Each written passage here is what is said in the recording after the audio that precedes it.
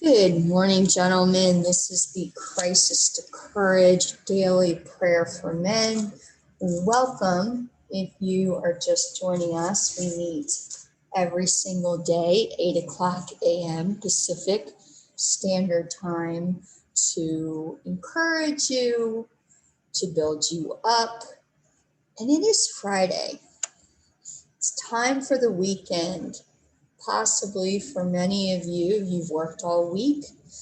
And it's an opportunity to possibly take a day off or take a couple of hours off, or after you get back from work or school, to spend time with friends or family, eat.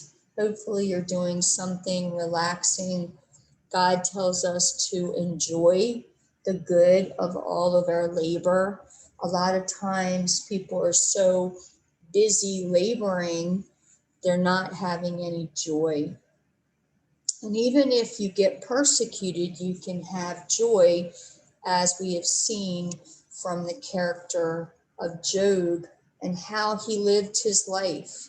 You know, God was central to his life, and how he loved God and respected God and made God first. We're learning tremendous truth about. And I upload the prayer onto YouTube and also feature it on LinkedIn if you want to listen later. And we have themes, and the theme is today using your masculinity God's way. And now we're on part 35. And it's this concept of I will, that you make the decision to use your masculinity God's way. And you walk spiritually by making his word your word. And we're going to start with Psalm 129, which is our scriptural reference, and also Job 112. Many a time they have afflicted me from my youth. Let Israel now say, many a time they have afflicted me from my youth, yet they have not prevailed against me. The plowers plowed on my back. They made their furrows long. The Lord is righteous. He has cut in pieces the cords of the wicked.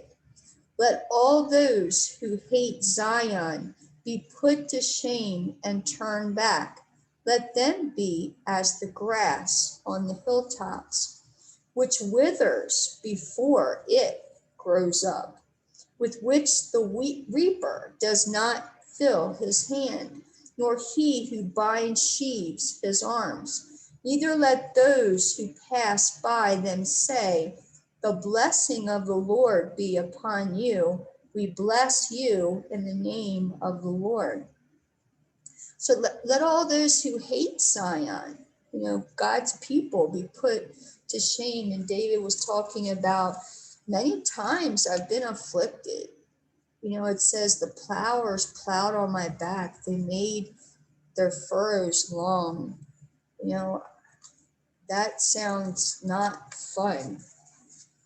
And now we're going to read in Job how, that the enemy was responsible for everything that happened to Job.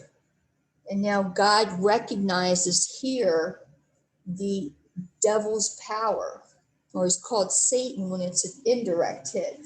And the Lord said to Satan, behold, all that he, Job, has is in your power.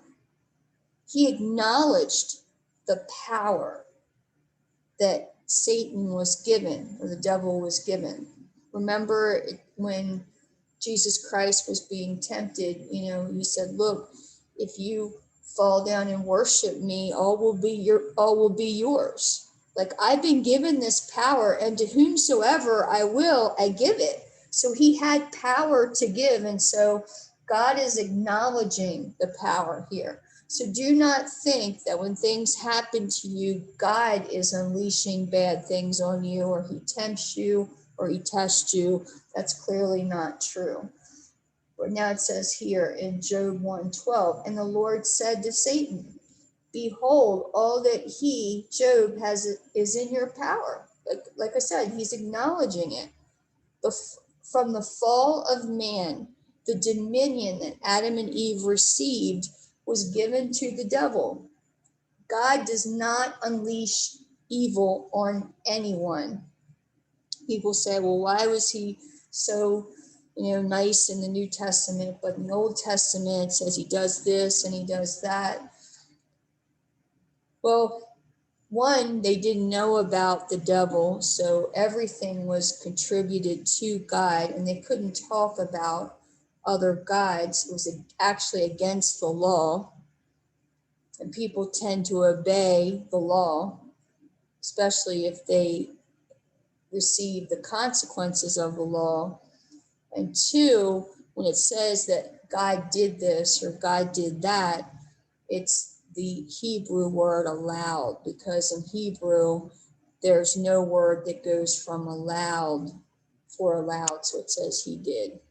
Okay, I'll read it again. And the Lord said to Satan, behold, all that he has is in your power. Only do not lay a hand on his person. So Satan went out from the presence of the Lord. And I'm just going to read in Job 122. And all this Job did not sin nor charge God with wrong. So we too have persecution. It says, people that follow the Lord will have persecution, but we can be thankful not for it, but in it. So I thank you, Papa, for this prayer today. I thank you that we can praise you. These men can praise you regardless, not for something, but in something, because you're always, with us. You're always with us. You're always with them. They can lean unto you.